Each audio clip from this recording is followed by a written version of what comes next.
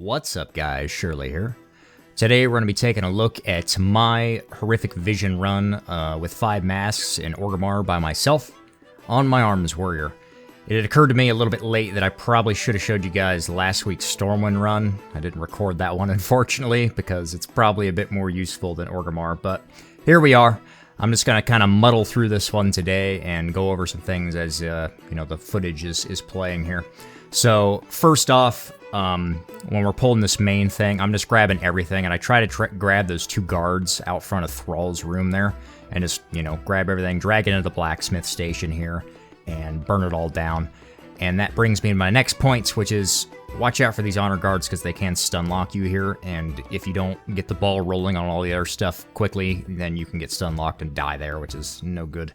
So I'm running Purification Protocol Major as arms for these because it's up all the time and you get the stuns on the aberrations and the chance to insta-kill things. It's just pretty good. You could do this with Memory Lucid Dreams if you wanted to. Honestly, I don't think it makes that big of a difference. I've done them either way, but right for this run, I'm running Purification Protocol because it's pretty simple to use. And my other 3 essences, I'm running Memory Lucid Dreams Minor, Conflict and Strife Minor, and Breath of the Undying Minor, just for the corruption resistance. Which brings me to the next point of corruption. I am running the Twilight Devastation Sword from N'Zoth, or Carapace, whichever one drops it. And I've got some gloves on that give me a mastery proc, so I'm running fairly high corruption for this. I think it's like 58 or something, just below the next threshold. So you gotta watch out from... or watch out for the things from beyond, of course, while you're doing these. But that mastery proc for these big pulls is going to do a ton of deep wounds damage, so would recommend that. You could get away with, you know, running a lot less too. Not that big of a deal, but if you're trying to make this as fast and as efficient as possible, that's, you know, why I was running a lot more corruption. And kind of risking it for the biscuit there. Speaking of going fast, I really hate this Chains of Ice debuff that they put in. I can't even think of what it's called. The one that looks like chains, and when you can't move. It's the most obnoxious thing ever.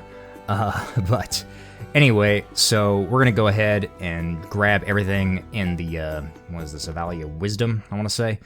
I go right to the back here just because it kind of makes a better loop, I guess. Pulling everything from here back down the other way, that way you can come back out through the drag, etc. The only thing you have to really worry about in this area is these Dominators, which are just the little Kathir-looking dudes here. There's only 3 of them right here. The reason why I didn't grab any of this stuff when I pulled the big stuff up top is because these guys cast Touch of the Abyss, and it just stun locks you, and it's, you know, very dangerous. You don't want to be dying to that. There's a thing from beyond. That's what that weak ore is, if you were wondering, in the top left there. Which also brings me to a good point, is the food that I'm running. I would have been using, I think it's called Biltongs. It regenerates 2% of your health every second while you're in a horrific vision. 10 of 10 would recommend that. That's what I was running for the Stormwind. And I actually had some, but I forgot to put it on. I'm using just generic haste food at the moment. It's just what I happen to have in my bag, but I really would like to have had that health regen. Just keeps these things going, you know, a lot quicker and smoother. And that, and we're getting back sanity every time we kill an elite, so Orgrimmar is considerably easier than Stormwind, so I wouldn't get too hung up on it. But we'll go ahead and clear out all this and move on to Vezok, the Lightless. This guy does the line thing, which can stun you, and also drops the orbs around him, which is, okay, so the Defiled Ground is that thing. And then the orbs, I don't remember if they stun you or if they horrify you, but yeah, you don't want to get hit by these Ring of Chaos orbs if you can help it, or get feared like I did. But, you know, this place is pretty forgiving, so it's not that big of a deal. And as far as, like, cooldown usage or anything, you can save your Purification Protocol for, like, the really big pulls if you know that you're going to be coming up on something really soon. Like, right there, I didn't want to burn it, you know, at the end of that kill or anything like that. But generally speaking, I'm not saving it for anything in particular, except for the very start of the run. Like, I like to have it when I'm pulling all the Valley of Strength or whatever and dropping it there. But otherwise, I'm just going to use it on cooldown, basically, and just try to get as much value out of it as you can. The only real mask that's that big of a deal is Long Night, I believe, which is the one that cuts your sanity in half. So, you know, your 4-mask run, and if you do a 3-mask run after that for more gear, are all pretty easy, as long as you're just avoiding that one particular mask. But anyway, we're getting into the next area here, whatever the hell these valleys are that I keep forgetting the names to. There's not really a whole lot to say left here. Let me think ahead what all you got to worry about. This next boss up ahead here, he's a cakewalk. Nothing to worry about from him. Let's see. There's one group in the last valley that is particularly dangerous that I found right before Rexxar. There's just a group of trash right before on that hill going up. You'll see it a little bit later in the video, of course. I'm definitely getting ahead of myself here, but I wanted to point it out because when you're on that hill and you pull that stuff, if your back is faced to the edge of the illusion wall or the insanity wall, whatever you want to call it, the edge of the ring, basically, they do that knockback and it goes down a hill, so they can just punt you like completely off the hill into the abyss zone.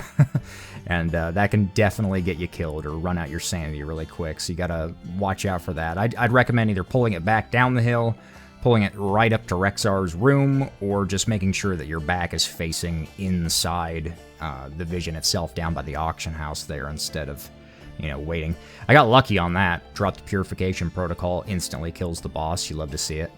I'm running Second Wind, by the way, for this run. Otherwise, I believe it's just standard single target build for arms with Warbreaker. You could run Collateral Damage or Cleave if you wanted to, especially with the Mastery proc, but not that big of a deal at the end of the day. Warbreaker gets the job done.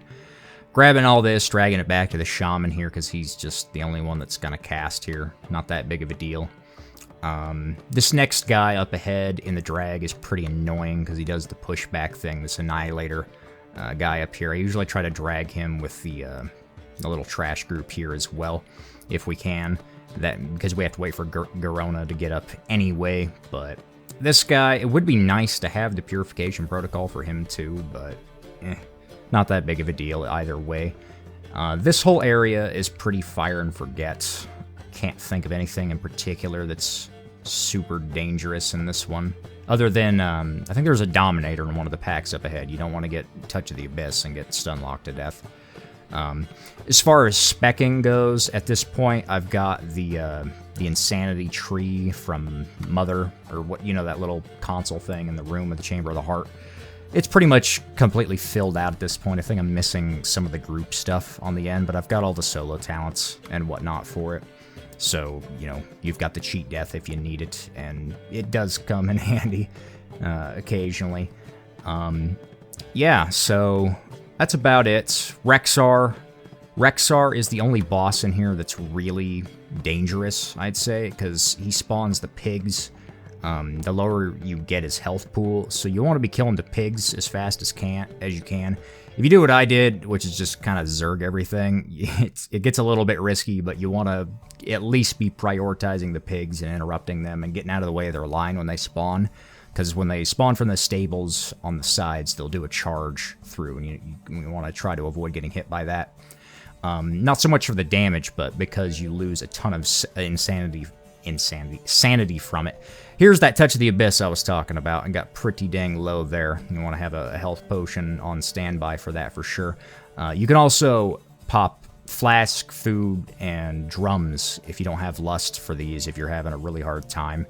All of which, oh, another thing is you can actually use tomes in here, so you can change talents and azurite, or not azurite, but essences if you want as well, which is pretty useful for the final boss or Rexxar, even if you're having trouble. I wouldn't recommend it on Rexxar just because he's, you know, got the, the health-based thing where he summons more pigs, so if you nuke him too fast, you could get out of hand pretty quick. But for Thrall, you can pop one and go something like Memory Lucid Dreams, or what's the Azurite Elemental one from Ashara called? I can't remember, but that's the one I ended up using, I think, for this run, just because it does a ton of burst damage just to get the thing over with in time. Especially for stuff like Illyria, in Stormwind when you have to just line of sight and hide from her all the time as melee, which is really obnoxious. So I would really recommend it for her in particular. But as for Thrall himself, it's not too bad. This Void Torrent spell, I know you're supposed to run away and just run around him, but I can't be bothered. It's just too annoying just to stand there, so I just eat the stun and go through it anyway, and it's not that big of a deal. So we're coming into the final area here, and I still have all 3 orbs up.